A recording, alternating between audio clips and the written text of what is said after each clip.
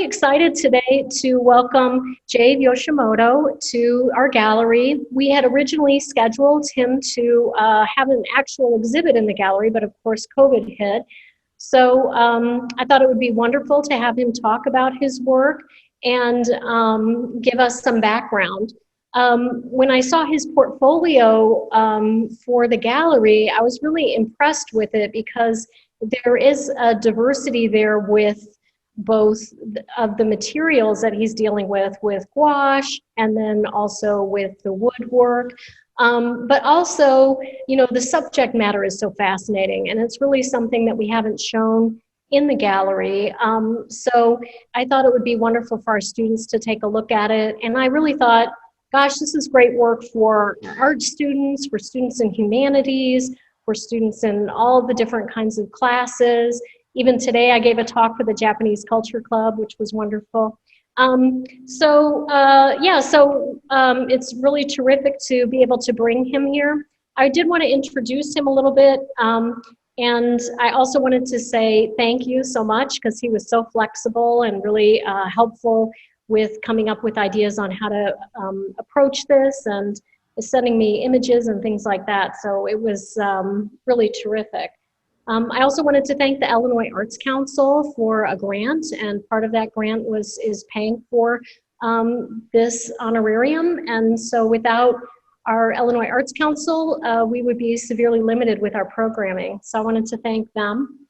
And without further ado, I wanted to tell you a little bit about Jave and his background. He received a BA from the University of California, Santa Barbara. And he grew up there since he was 9 years old. He originally grew up in Japan before that. And then he received an MA from the School of the Art Institute in Chicago. So that's a huge move, going from California to Chicago. And I think that's reflected in some of his earlier work. And he got his degree in art therapy. And so he worked a little bit as an art therapist. And he might mention that as well tonight. That's such an interesting field to go into as an artist. He also continued his studies at SAIC and received a post-bac certificate in painting and drawing. And then he went on to get his MFA from Syracuse University. So he's been all over the country and actually all over the world with his grants and some of his artist in residency programs throughout the country. And we're really delighted to have him here. He's currently a professor at the University of Nebraska.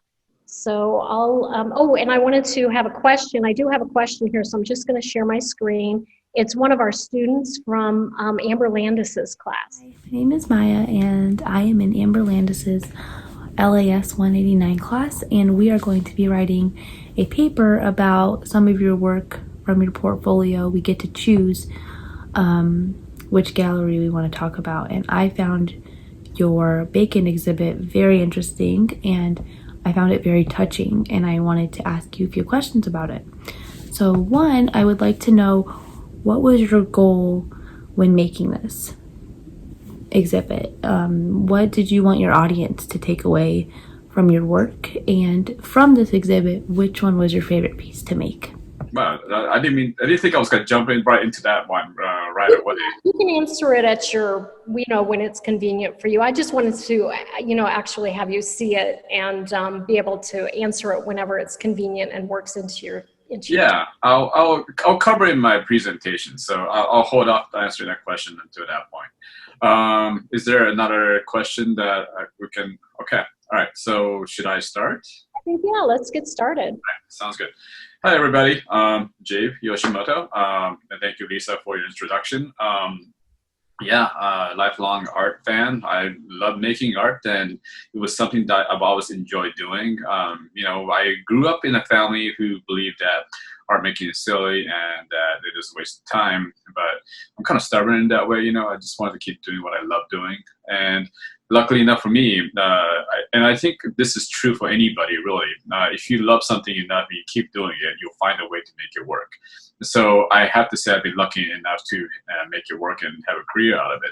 And yes, I do have a day job being an art professor, but that also helps me sustain my practice, right? They also give me time to really research my work, so I can spend part of my time really trying to perfect my craftsmanship and everything else.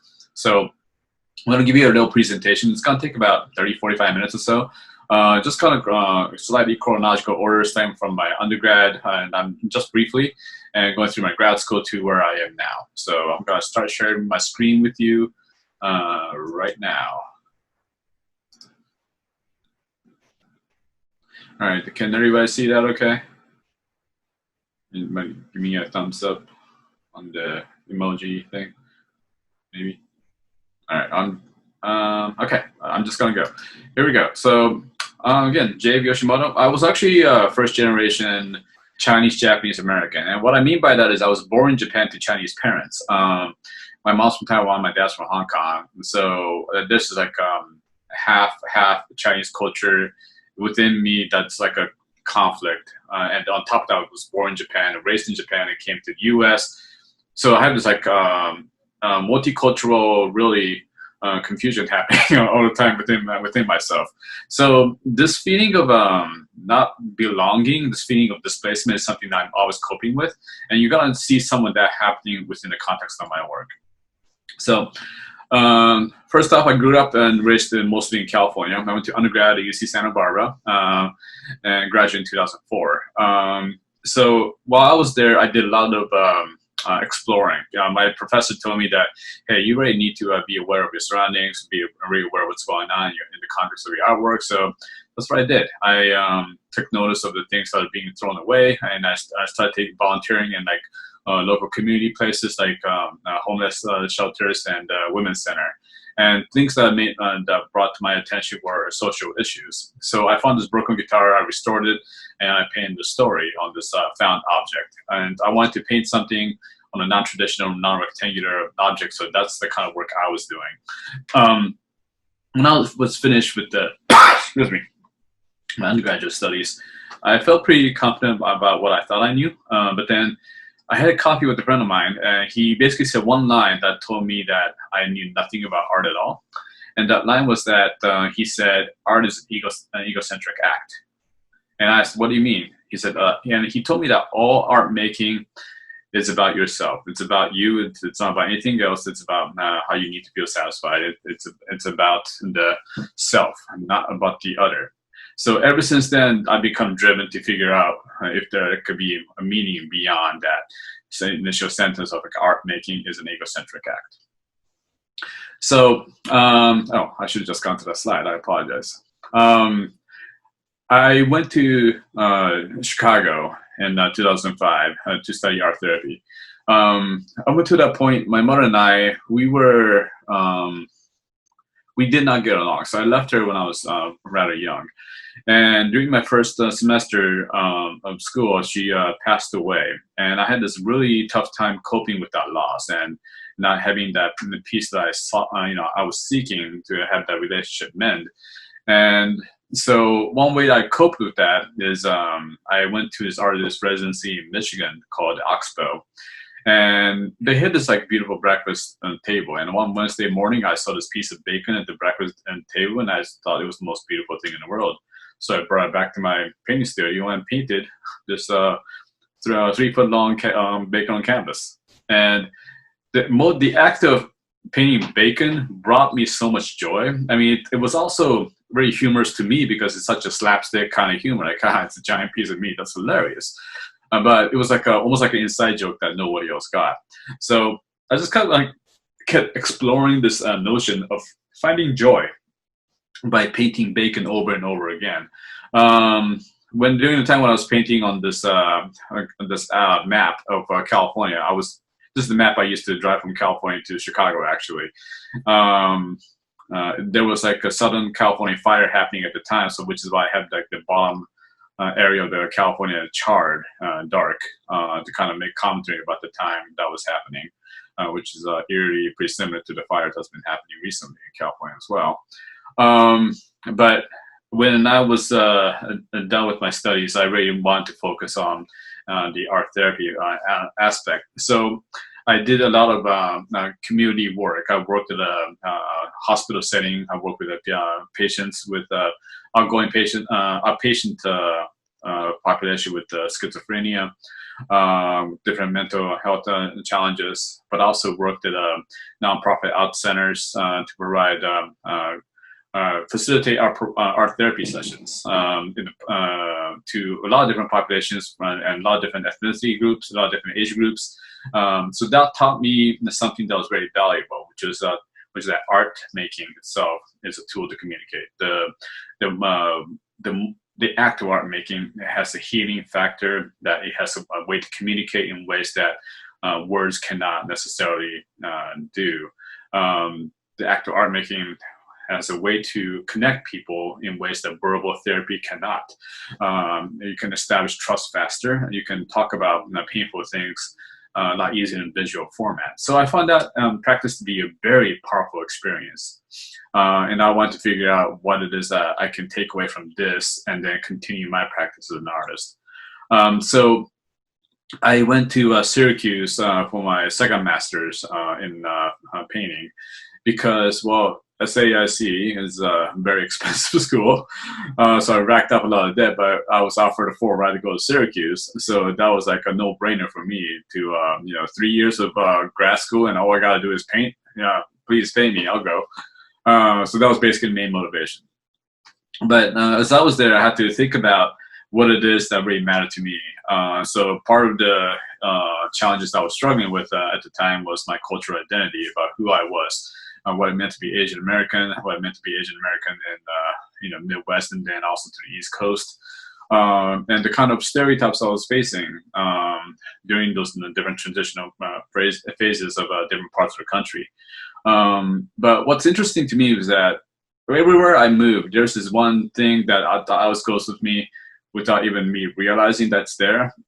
Anytime I open a movie box, I'm like, oh God, there it is. That hideous, ugly Godzilla toy that I've always had since I was 3 years old. Like, why does this always go with me? But it always does. And it's the toy on the right. I thought it was the most ugliest thing in the world ever since I was a kid, but it's always there with me. It's kind of annoying, but at the same time, it had character. It kind of reminded me of my journey about who I was. And then I thought, I grew up watching Godzilla movies as a kid. So how was Godzilla represented in these old movies? Everywhere Godzilla went, he gets attacked, right? By humans or by other monsters. He's the bad guy. And so I thought if I can represent myself as Godzilla, I can kind of talk about my experience living in America. But I have a subject matter, but I also wanted to use an aesthetic that's kind of has some type of cultural connection to me. So, in Japan, I see plenty of woodblock prints, the likes of Hokusai or Hiroshige, and those beautiful, clean lines, the bright colors, the graphic nature of how things look. It's like a prelude before the manga era came into Japan. So this very graphic visual aesthetic was really drawing my eyes at the time. But also I was looking at contemporary artists like street artists like Banksy, who has like a very simple way of juxtaposing images, but making a very powerful point. And also historical painters like Francisco Goya, who painted about the different social issues of his time. So I was moved by all these different types of artists, and I want to somehow combine all these different elements to create the aesthetic style of my own. Initially just started with this Godzilla series where I was just painting about my experiences. And in this case, this is about how me, the small Godzilla on the ground, felt against my mom, who was a very physically and verbally abusive person at the time. And this was my way of coping with that struggle, that loss, and the anguish that I felt growing up. But eventually, as the series went on in the Godzilla series, I realized that Godzilla didn't matter as much. It was more that I was observing the surroundings, the world around me. And this was during 2010 when the BP oil company had a large spill in the Atlantic Gulf. And I thought the oils just spitting into the water was the most diabolically beautiful thing I've ever seen.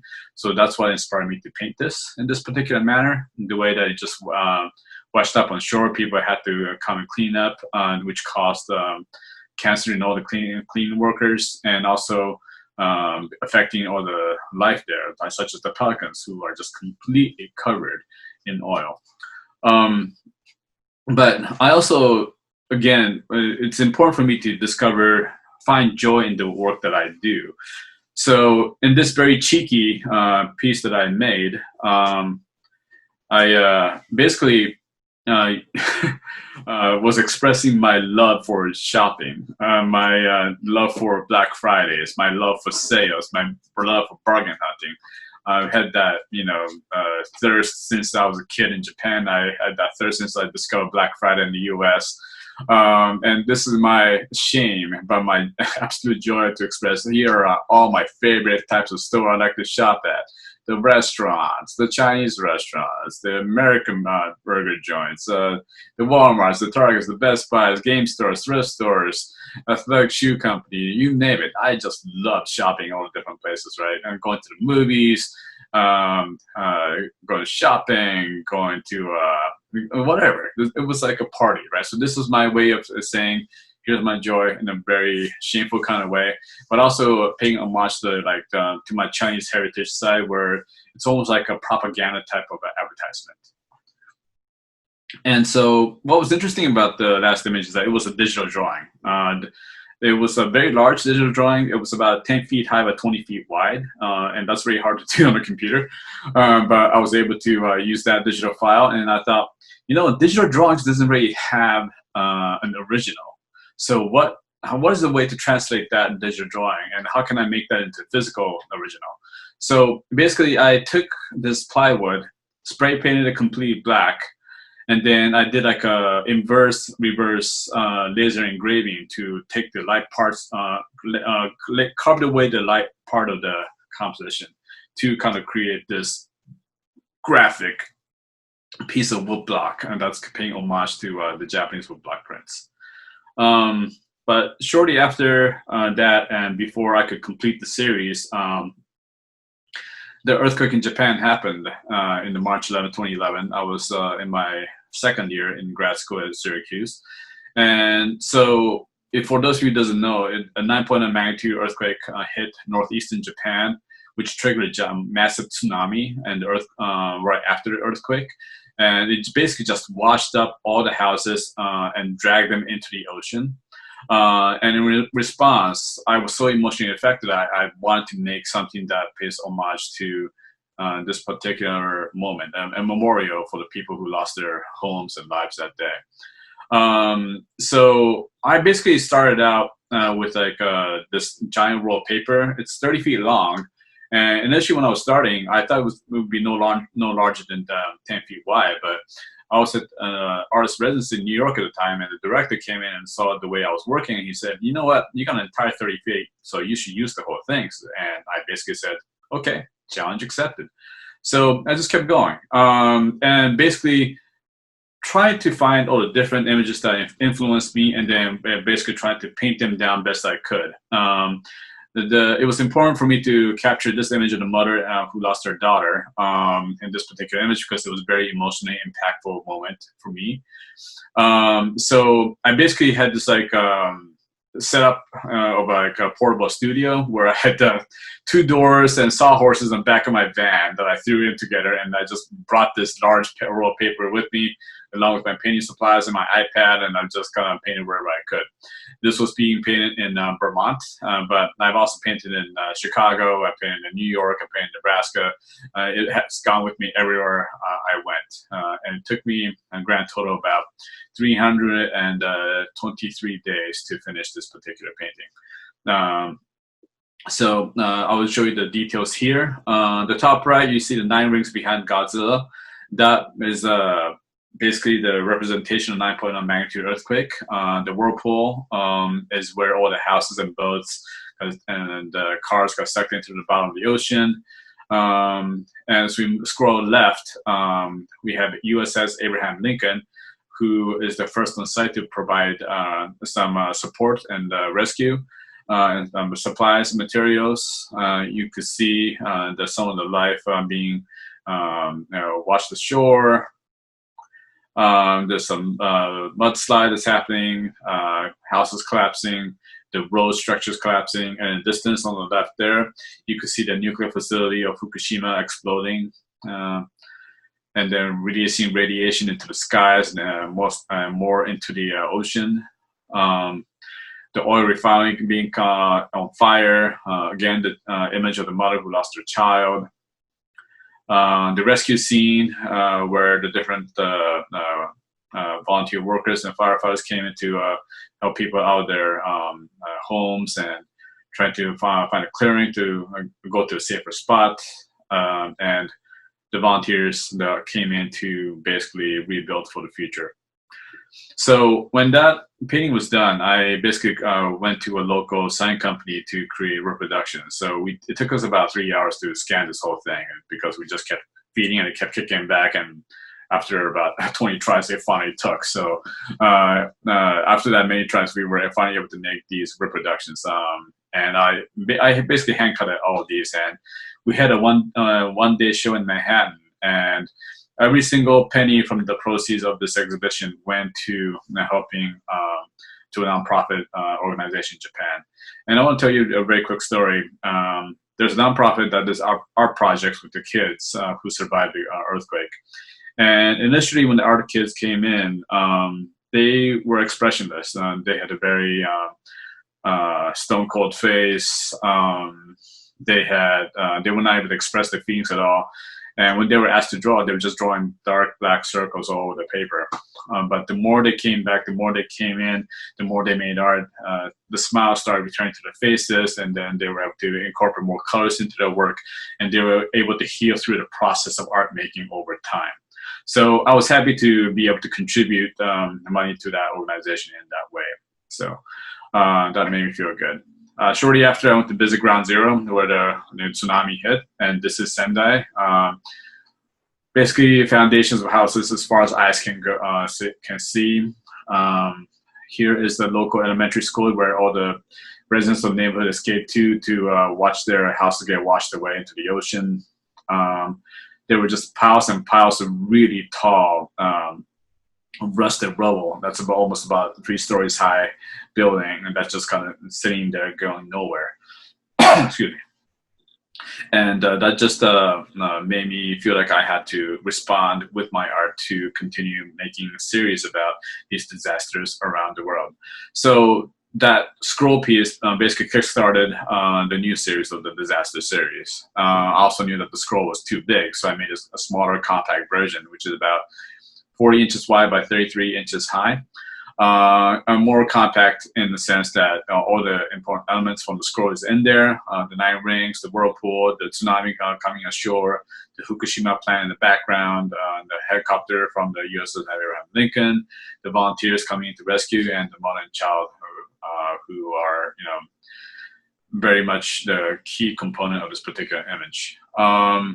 So yeah, that was the start of the disaster series. And then I thought, okay, where does this go? Where did all the rubbles, where did all the things that got washed into shore go? And basically ended up in the Pacific Northwest near the Portland, Vancouver, Seattle area. And so the motorcycle, the boat, and the soccer ball, all these are actual debris that they get washed ashore in the Pacific Northwest. So as a kind of like a marker of the location, I painted the orca right there and the killer whale, as well as the background of Seattle and the Mount Rainier in the background. The soccer ball at the bottom right is actually a very important key component because the story is interesting because the owner of the soccer ball, the kid wrote his name and address on the ball. So when the Vancouver couple who found the soccer ball, they said, we're going to get this back to the kids. So they did. So in the end, the kid received the soccer ball back. So that was like a nice full circle story that I thought was like a very powerful moment. And so I didn't want to just focus on, the Fukushima and the tsunami and whatnot. So I want to focus on other situations happening around the world. This was back in 2015 when I think it was 2013. I apologize. When I think U.S. was considering striking Syria because the Syrian forces were using chemical weapons against its own citizens. So it was like kind of like a war game situation, which is why I have a battleship at the bottom right. And then this is a piece about the Faroe Islands. I painted this back in 2015, and there was like a lot of news articles coming out about how the local islanders annually would trap all these pilot whales in the Bay of Faroe Islands, which is a part of Denmark, to basically slaughter them, almost like a 4th of July type of situation. So I questioned the humanity aspect of that act. And so it's kind of like my way of mourning. There's the tragedy of these pilots being butchered. But at the same time, it's an interesting observation of how things are celebrated in different cultures. So this is my way of making a commentary of that particular event. So shortly after that, I received a nomination for Joe Mitchell Foundation grant. And when I was asked to fill out the application, I was basically asked, what do you want to do with money? How are you going to use the money? So I basically proposed 2 projects. One was to go to Nepal to research the earthquake that happened in Nepal back in 2015, sorry. And then in 2016, I went over there to basically find out more stories about how the recovery was going. And the other part I'll talk to you about in a minute, which is the Syrian refugee crisis.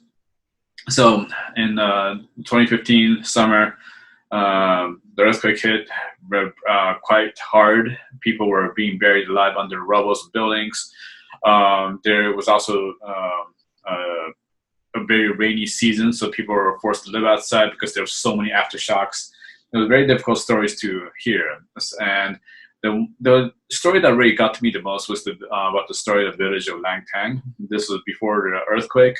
The village had about 300 people, a nice, quiet, small village in the valley of the Annapurnas. And this is the image after the earthquake, where the mudslide took over the entire village. And the village was survived by one man who just happened to be out of town shopping for his wife. He had about $7 worth of money in his pocket. When he came back, he had nothing to come back to, so he lost everything. So for me, it was about capturing these humanitarian stories. And so that was my intent when I visited Nepal. These are my images, like when I went a year later in 2016. And I saw, everyday people picking up their own houses brick by brick and rebuilding their lives together. And I was talking to locals who are making some good things happen. So the woman on the left is named Monica Rai. She worked with U.S. nonprofit organizations, and basically she goes up to the villages in the mountains and basically asks them what they need. And when you go up to the villages, there's no stores up in these areas in the mountains. There's no roads. You have to hike your way up there, and it could be days before you can walk up to that point. So in order to make any building supplies, you have to use what's there. So what's there are all these random rocks and pieces of wood. So these are so loosely built that, if another earthquake hits, they're going to collapse again. So they hired a U.S. architect to design this model of a building that would take the sways of the earthquake and resist that from collapsing. So Monica, along with the nonprofit, was able to teach these people how to build their own, show them how they built this model home, and then they were able to build about 100 of these homes together in the mountain village up above. So that was my experience in Nepal, and I will show you an image later about what my project came to be. The second project that I proposed was we're studying about the Syrian refugee crisis, where the civil war basically caused a massive exodus of people leaving the country. Millions of people had to flee. This is a stat from 2015 where 3.8 million people had to leave, and the number has steadily increased ever since. And these are the routes that they had to take. Some had to go through south through Jordan to get to Europe. Some escaped to Iraq. But majority went through Turkey. Some have settled in Turkey, but that was their way to escape to Europe to find a new home because of how terrible the situation was back in their own country. So I'm going to focus on the island of Lesbos, which is the green dot in the center, because that is a major point of where a lot of refugees goes through in order for them to get to Europe. The red arrow there, that's about 11 miles. And it doesn't sound like much, but when you have really open, choppy waters, that's unpredictable. And you have dinghies that's holding more than its capacity, anywhere between 50 to 100 people. You're going to have dinghies that's going to constantly sink. And if you're lucky enough to make it across the 11 miles above passage on water, you have no guarantee where you're going to land. And a lot of the landing spots are these really rocky, really hillside areas where you could easily be trapped, and you may not be able to climb up the hill. So the landing point is the northern part of this island, and they had to basically walk all the way to the southeastern side where the red area is. It's the city of Mytilene. It's about a 15-mile hike. It doesn't sound like much, but it is when you have a whole family with you, when you don't have any paved roads. And if you are able to get up to the paved highway roads, there's no sidewalks. And there are rules where the laws where if you are some kind of volunteer, you're not allowed to pick up any of the refugees because you'll be considered a human trafficker. You will be arrested on site. So there are rules against helping refugees, which makes it really hard. But any time I meet one, it was really heartbreaking. So they basically make shelter wherever they could find, and hoping that they could just get on one of these boats to get to the mainland, to get to Athens, and hopefully get their paperwork processed to get to Europe. Again, this is a stat from 2015. At the time, it's about 12 million people that was affected by the Syrian refugee crisis, which is more than Haiti earthquake, Hurricane Katrina, Indian Ocean tsunami combined. And these are my images. This is me visiting the village of Skala Sikamine. It's a fisherman's village, about 300 people that lives there. And this village actually was nominated for a Nobel Peace Prize because they were the first ones to help the refugees that was in distress in the waters. So as a volunteer there, I went to volunteer for the Lighthouse Relief Project, which is a European NGO. And part of my duty here was overnight watch and to make sure that nobody is crossing and dark and deep waters, which some people were. So we have a night goggle vision and standing on the freezing cold, just looking under the water, making sure that nobody's out there. And we also had a radio, so if they were, we would radio the Greek Coast Guard to try to pick them up. And the refugees can land anytime, anywhere. So this is one of the night shifts when there was a boat landing. So me and a bunch of other volunteers would just have to be on the site to basically help them land, get them dry clothes, and we had to cook hot meals for them so they would be nice and warm. So yeah, this was the makeshift kitchen that we had to work with. So as I said, they land anytime, anywhere. And what I learned immediately was that the refugees are from all over the world, and not just from Syria. They're also from Afghanistan, Iran, Iraq. Some are from African countries like Sudan, Eritrea. And so it really opened my eyes to really realize that, okay, I'm only seeing part of the picture when I hear this news on the website or social media, and then it just opened my eyes to know that wait, there's a lot more going on here than just the Syrians. Also, in the middle of the island is what's known as the life jacket graveyard. There are literally tens of thousands of life jackets piled up like a mountain hillside. It's really high. I climbed to the top, and it's really an experience to be able to see all of these life jackets together. So there are nonprofits on the island who basically thought, okay, this would be a good resource to use to basically help train some of these refugees to do some of these, you know, backpacks, purses, sewing things.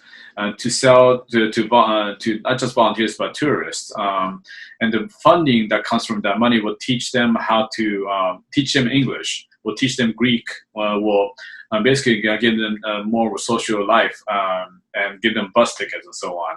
So it was a very important act that this nonprofit was doing, because as a refugee, nobody is allowed to go to school, nobody's allowed to work. You just have to kind of sit around and do nothing until your paperwork is complete. And your paperwork for asylum could take up to 2 years. So there's a lot of unknowns that's happening there. There's a lot of tension. There's a lot of refugees that commit suicide because of how much of a purgatory it is to live on the island. So when I returned, I decided to make work about the refugee crisis. Here is the way I viewed the world at the time, which is through the lens of social media, which is why I used those Instagram frames, and just my way of criticizing myself and how my lack of vision, how I can't see the whole picture of what is happening. Here's a more minimal painting that I did to represent the innocent lives lost in the Aegean Sea. So the balloons representing the innocent lives in the capsized boat basically kind of have that quiet moment of sadness. And I also used one of the life jackets to create this particular piece. So I literally brought life jackets back from Greece to make our projects because this is a life jacket worn by a refugee, and I want that to symbolize as a kind of way to remember that this happened. This still is happening today, even though the newsmedia doesn't cover it anymore. And I made this in a triangular form because I wanted to make an homage to the Greek architecture, the Greek culture, and to also the Greek mythology, where I represent the Greek goddess Eos, the goddess of dawn, to represent a new life, a new hope, to bring these refugees ashore. While in the village of Sycamine, I learned of a local legend. The local legend is that there is the mythology of the Virgin Mermaid, the Madonna, who would protect sailors in the sea. On one hand, she would carry a trident. On the other, she would carry the boat to safety. So I reimagined the Madonna, the Virgin, to a refugee woman who is helping fellow refugees across the sea to safety while still carrying the trident. The Madonna is also a mermaid, so she has the lower body of fish. And there's the village in the background on the right and on the left, along with the Greek Coast Guard and a volunteer boat that's going out to the ocean for rescue. So keeping the refugee theme intact, and how this love icon artwork in Greece about the mother and the child. Again, I reimagined Madonna as a refugee woman carrying her baby, her children, and then again using the Greek goddess Eos here to help her to a new life. While there's a political discussion happening between Vladimir Putin and President Assad of Syria, which is causing the massive destruction and war back in their homeland overseas. But shortly after finishing that painting, I injured my arm. I could not pick up a paintbrush. I could not drink a glass of water with my hand because I just did not have that strength. It hurt me to a point where I just could not work. So I had to figure out a different way to work. I could not pick up a paintbrush, but I could do a mouse click. So I decided to start working with laser cutting. I had some familiarity with it before, but to really dive into the work was something else. One of my colleagues at the time told me that my painting of the Virgin Mermaid looked like an altar. So I thought it would be a great way to turn my 2D painting into some more like a layered 3D altar. So that's basically how it came to be. I just basically sliced up my painting by turning to a digital drawing and then basically engraving, cutting one layer at a time to create the sort of a relief laser cut project. And then I took this knowledge and I started visiting different schools. And if they had a laser cutter, great. We used the laser cutter, but also showed the people at the school how I did the process. So it was like a shared experience. So in Las Vegas, I made the really large version of the mermaid piece, which is about 4 feet high. Then I went to Ohio University a short time after. Basically, kind of, again, redrew the whole painting in a digital format. So it took me 2 weeks to draw this again, just kind of paint the butt. And then this is the layers that I basically cut out of the digital drawing. And I collaborated with the students at Ohio University, and they designed a frame for my piece. So, in collaboration, we were able to complete this laser cut piece that became, a collaborative project. We built it together, we framed it together, and this is how it came out. So it was a very exciting to be able to not only make my 2D work into this 3D, semi-3D relief sculpture, but also as a way to share experience, to share knowledge.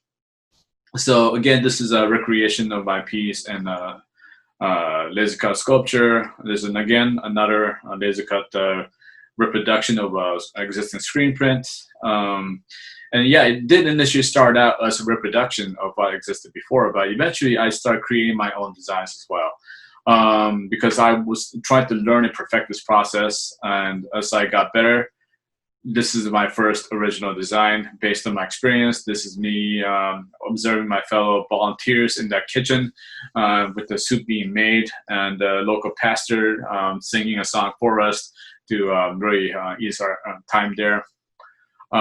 This is a piece based on a story I heard from one of the refugees who said they had to pay 50 euros and 100 euros for a life jacket and 1,000 euros to get on a dinghy in order to get on the passage to Europe.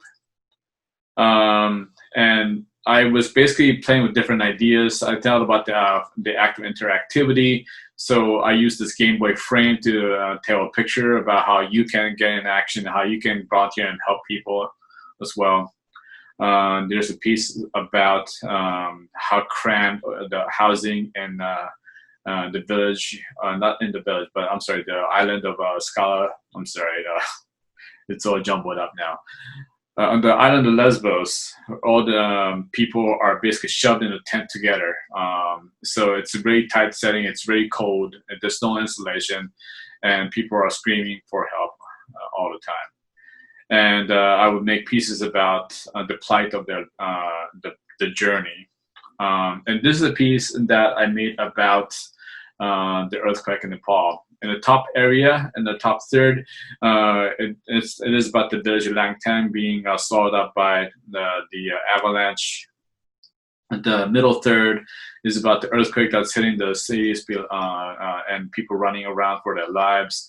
And at the very bottom is that the border of India, where the fresh supplies of petroleum and water could not come in because of political dissent and so on. So it was a very it's really hard to learn all these stories, to try to combine all together. I mean, it was important to do, but at the same time, like, I felt helpless just being a witness to all these stories. And then I started traveling around the country. This is me driving through Powell, Wyoming, and I noticed that a former Japanese internment camp was there. So I walked up to it, and this is the remaining existing structure. The observation tower and the actual barracks that the Japanese American citizens were basically caged in to live their life, who were ripped away from their homes because there was basically martial law saying that every Japanese Americans were a threat. And so there, among other things, there was like a Walmart ad that was out like maybe a couple of years ago, which I thought was really funny and offensive and interesting at the same time. It was basically a robot ad, so it's not put out by Walmart, but you could buy a beautiful canvas photography print of the Japanese internment camp for $210, and that was so strangely offensive and funny at the same time that I just had to make a piece about it. And then I went to Colorado, and I met a couple whose aunt was actually in one of the internment camps, and there she is in the center eating a slice of watermelon in an internment camp and acting normal when things are far from normal, with soldiers being on guard outside and people playing basketball. while you're basically jailed in this camp. A more recent immigration crisis that we had on our borders in Texas. This is a 3-year-old being summoned to stand trial for illegally entering the country. A 3-year-old being on trial. I mean, it could be more ridiculous. She was literally climbing on top of furniture, not listening, not hearing, not understanding what was happening. And the judge and the lawyers are determining what's going to happen to this child. Here's a piece about a refugee that made it across to find his permanent home in Europe. And another piece about how people who stay behind live in this war-torn, ravaged country and trying to find normalcy in that life with no walls and everything in shambles. And then I started incorporating more mixed media pieces. This is from last year when I was traveling to New Orleans. I was at the Joe Mitchell Center. And I learned about the lead affecting children there. So I made this piece of with a broken banjo about kids are suffering from the lead. That's the actual lead I collected. The actual soil sample I collected from New Orleans to kind of say that this dirt by the houses are killing all the kids. This banjo piece is about the opioid crisis in Tulsa and really nationwide, and how that's really forcing people to be irresponsible, self-centered, and neglecting all the things that are important to them, even their family members, because they are so sick and they just have to get the next kick. And this is just the other piece reimagined in a camera format as a kind of like a work photography type situation. And this is about the flood we had here in the state of Nebraska after the frigid winter we had a year ago. It caused a massive flood and killed about 60% of our cattle and destroyed the majority of our agriculture. So this is one way to honor the history that happened here in Nebraska. Again, a piece about the border crisis here in the United States. And this was, again, a reimagined version of the earlier piece where I introduced painting and color, and the orange and red at the bottom, that's actually, again, the life jacket that the refugees wore. So I basically cut that out and then basically put it there as like almost like a blood dripping out of the cell phone itself. So some of my more recent projects that I have in mind, I'm basically dealing about the COVID times. So, and this piece I'm working on currently is about domestic violence that happens when people were quarantined and that was silent, that's just not being heard, and how that should be really talked about, and people should feel safe. So that is the current build I'm working on at the moment. It's being painted as we speak, and it's yet to be done, but it's getting there. So this next piece is also about the quarantine when there was like a toilet paper shortage. I'm sure everybody remembered that moment earlier in the year around March when nobody could buy toilet papers. And this especially affected the elder community. So this is about how the elder community was left to deal with whatever is left, if there is any left. And so if you notice on top left, I also drew, oh man, the Tiger King, if you guys remember the Netflix show, to kind of pay homage to the particular time of life we were in when the quarantine started. And it's going to be in the frame of a GoPro. So that's also what I'm working on at the moment. And this is the third piece I'm working on about the quarantine and the pandemic. It's about the healthcare workers in the hospitals really working their hearts out in the dangerous conditions, and people are losing their lives. And again, this is not built. This is still just in pieces, but they will be painted and they will be put together soon. So that's basically my talk. And I just want to end with what it means to be an artist. Here's some things. If you are an art student, this is a thing that I'm recommending you guys to follow. Create a digital archive of all your artworks. Have an artist resume, CV, biography, and statement. Have an elevator speech ready to explain the works to anybody, because you never know who could help you out. Learn to write about works that are constantly evolving. Create and maintain a website and a social media page. Support fellow artists and promote them. It comes back full circle. It is a community after all. Establish works regionally and nationally throughout the artist's costs. Save receipts for all art-related expenses for tax purposes. Have an art hero, both dead and alive, to look up to. Learn to properly pack and protect your works. And this is very important. Probably the most important lesson in life ever. Don't be a jerk. Nobody likes an asshole. Don't be a jerk. Also have an attitude of gratitude. Choose a topic of passion and follow through. And practice mindfulness and self-awareness. So my conclusion, art making is still an egocentric act, as it is difficult, if not impossible, to create something that does not involve the self. However, it can be a catalyst for serving the larger picture and the greater good. A tool for introspection, self-awareness, and connection with other people. Art making is an opportunity to start a dialogue and conversation on things that are poignant in contemporary times in today's world. So that is my talk. Are there any questions? I see some things in the Q&A. Okay.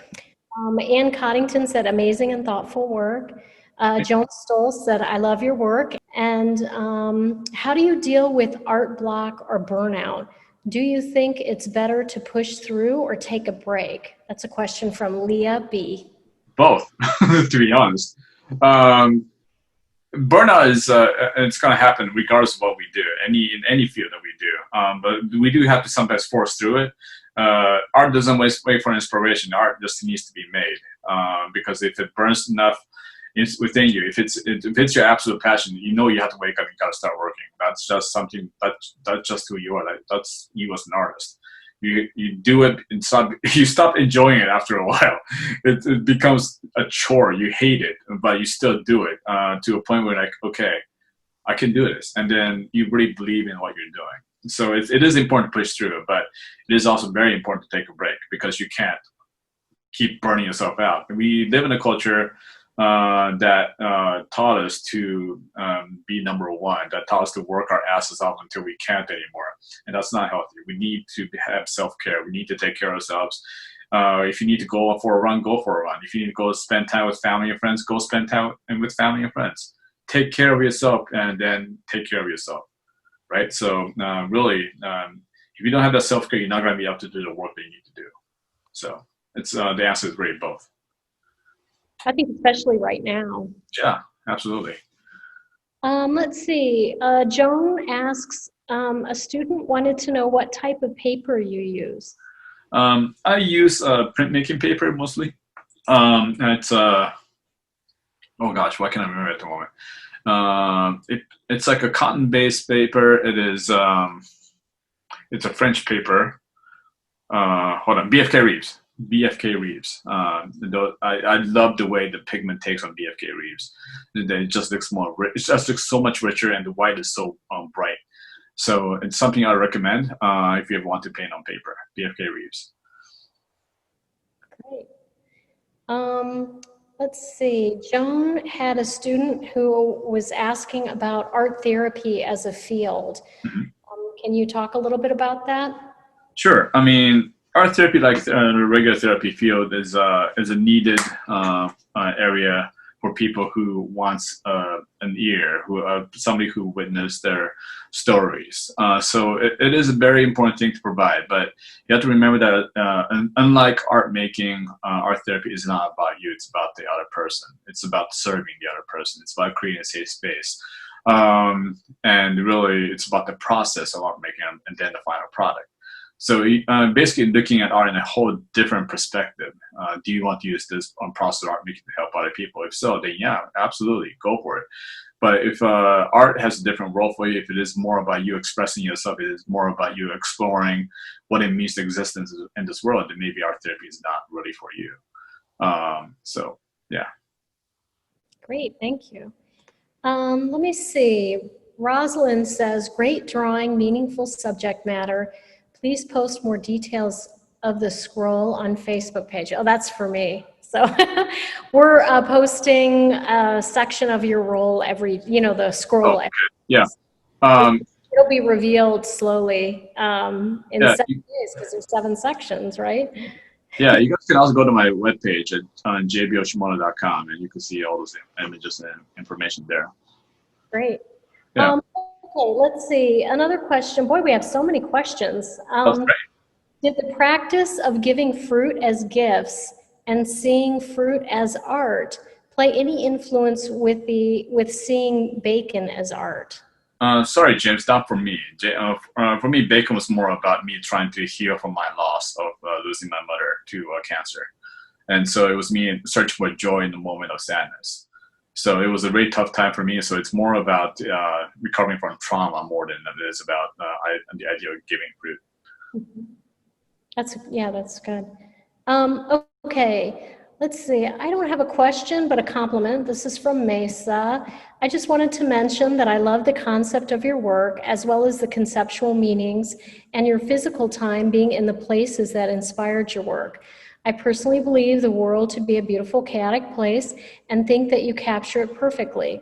The bright colors do not deter the darker themes of the more graphic themes, and the more graphic themes do not take away from the genuine beauty that you captured. The fact that you do art therapy as well makes it that much more amazing. That's terrific. What a nice compliment. Let's see. Hello, reading through your list of advice, this is from Tristan. I saw you recommended you having an art hero. Is there a particularly influential hero you looked up to as you developed as an artist? I think Banksy had a huge role. I mean, he's a street artist, and he's very avant-garde in that way. He doesn't follow doesn't necessarily follow the Western ideal concept of the art world, and he doesn't care. He makes work that he feels he cares about. So in that sense, having that kind of courage was very inspiring for an artist that's alive and well known. And I don't know how he gets his funding, but he obviously does like big projects as well. More smaller local artists, Johnson Brock from Ohio University, he is also pretty great at what he does, very passionate. He cares about his surroundings.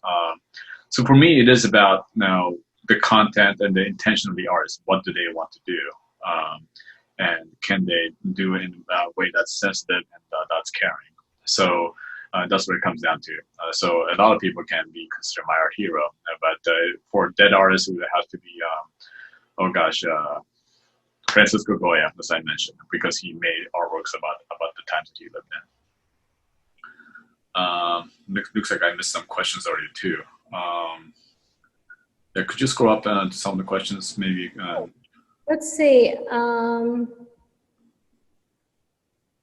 I think these were all our hellos. And then one thing I saw an interesting, Paula McCarty said, I heard many visual artists were interned at Heart Mountain in Wyoming during the Japanese internment. That's interesting. And then, Ruji says, what prompted you to care about those who are affected by disasters? Also, do you think religion plays a part in your art? I'm not particularly religious, so I wouldn't say that about that. I'm a very empathetic person, partially because maybe because I grew up with pain myself, because of my personal relationship with my family. So when I see other people suffering, that's something that really I take personally as well. Maybe that's how I took on their pain and I want to do some kind of memorial in the scroll piece. And I felt for them, and I want my audience to feel for them too. I want people to care about what's happening around the world. And so that's my intention behind that. You also, I think, had mentioned something about, was it called social amnesia? About so much, we get inundated with so much news and so much tragedy that we just, kind of forget about it the next day. I really responded to that in your artist statement because I think that's so true. We get so inundated with so much tragedy, and sometimes it's so far away from us. Sometimes it's just, I remember we had a hurricane hit in a community close to us, And so it just seems like there's so much tragedy and there's so much, and you feel really helpless. And so I love how you put your Godzilla in there as kind of, you know, a surrogate for you. And you had said something about how, you know, you're bearing witness to these events that somehow really made me feel more hopeful about your work. That and the color. I love color. So, you know, it was exciting to see how much you kind of use that in your work too. It makes it seem more hopeful, I think. So. Yeah, and there's also strategy in the way I paint, right? I use bright colors, I use very graphic imagery, and I also use humor. So Godzilla is kind of funny to be present in the painting. And what I learned for myself and noticed in history is that when you talk about a serious subject matter, it's always easily digested through the facade of humor. So using such bright colors, using the Godzilla draws people in, and then it makes people look. So my job is for me to bring you, the audience, into my work for a few seconds, and then make you pause to make you think about what I'm painting. So that's basically my intention behind the work. Yeah, so. Great. Let's see, I have another question. What is your favorite part of the artistic process? And that's by Ann Coddington, and she teaches at Eastern Illinois University. If the art process? Just making stuff. I mean, yeah, I mean, what's not to like? Sure, sometimes it's tedious heck. I mean, I get really excited in the beginning, and I get really excited towards the end, but the middle part is so long and boring. I'm like, oh my God, when is this gonna be done? And so I can tell you what my least favorite part is, the middle. But yeah, the best part about the process is like when you're so close to finishing, when it's just getting started. Yeah, she's really a process-based artist, so I could see that. I can understand the question. Yeah. Let's see. So let's see. I've asked a question of his before. How do you think the change in your health will affect future pieces? I will let you know when that happens. And then Don asks, do you make sketches or drawings on site while you're abroad researching your subjects? Yes, I do. Some of them are basically snapshots of my phone, but then sometimes I'm intentionally putting my phone away, my camera away, because I have to see the colors and the composition there in person. I don't have the images here on the computer for you to show you, but I kept a sketchbook of all the sketches I made in Nepal, and some of them in Greece. But yeah, it's really fascinating to just sit there and watch and draw in person there. But also, one thing I noticed in Nepal is that there is no personal space understanding there. So whenever I'm drawing there, there's somebody literally staying right next to me and just staring at me and staring at the drawing, staring at me. And I'm like, can I help you? So yeah, it was a very interesting experience. Yeah, I can imagine that. Yeah, very interesting. Let me see. When you stated Jesus saves on your art featuring your mom, were you implying that your mom was pushing Christianity on you? Oh no, absolutely not. It was Christianity is something that I was searching on my own at the time. She was a Buddhist, and I wasn't. And I think when I was first introduced to Christianity, I was in junior high, and that was my escapism away from my relationship with my mother. So I had my initial, relationship with Christianity, but I veered away from that after. Well, I'm not going to get into that political part of the church, but yeah. So I veered away from religion altogether after a while. But yeah, that was. I represented Jesus saves because that was my way of feeling safe from this trauma that I was experiencing with my family issues. I thought maybe it was a lot of the Godzilla pieces that we're featuring in your show online were done when you moved to the Midwest. So I thought maybe it had something to do with kind of your shift from California to then, Chicago area when you went to graduate school, or when you went to, school at the Art Institute of Chicago. Oh, the Godzilla is still in all my pieces. They're just a lot more subtle. You don't see it as easily. But he's there. Don't worry. I have one more question, and then we should probably wrap it up. I know that the presidential debate is coming, and so people were excited about that as well. But I was wondering, with your work, I see animals a lot in the work, and I know you had your bacon painting that was really pivotal for you about your mother.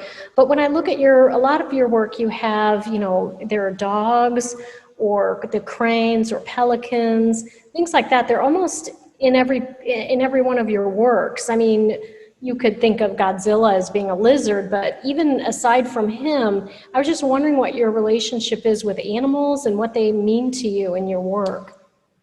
Well, I mean, animals are basically present everywhere, right? I have pets, but I'm not not dogs and cats anymore. I have a fish, but I guess I mean, it feels important to have animals in the composition because it represents or symbolizes something else for me. In one of my paintings, in my scroll, I have a chrysanthemum. It's more like a symbol of the country. If I have a crane, it's a symbol of Japan, or a symbol of hope. The animals represent something in particular.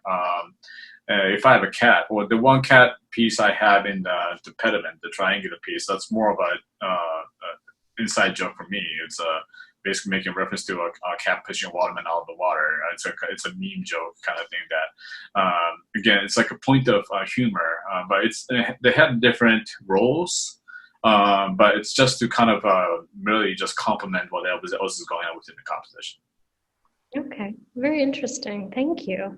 Well, I think we should wrap it up. I have one last question from Don. He wants to know if we'll be able to see Jave's work on the Gertz Gallery website or only on Facebook. And yes, it will be. It's every day we're posting a work, so the exhibition will grow. And by the end of the show, we'll have the whole exhibit up. So thank you for asking about that. And I wanted to thank you so much for taking your time to talk to us and answer all of these questions. I'm so impressed with how many we have. I might try to write some of these down, and maybe you and I could have another talk later and we could kind of record that. So anyway, thank you so much. I really appreciate it. And thank you to Cindy Smith for helping with all of the technology, and Nick Sanders, and everyone for coming and listening to this wonderful artist talk about his work. Yeah, sorry if I couldn't get to everybody's questions, but please feel free to follow me on Instagram. I put the link down in the chat box. It's @jbrave. And you can also check out my website, javeyoshimoto.com. You can shoot me an email as well. So, yeah, thanks for your time. Thank you for letting me be here.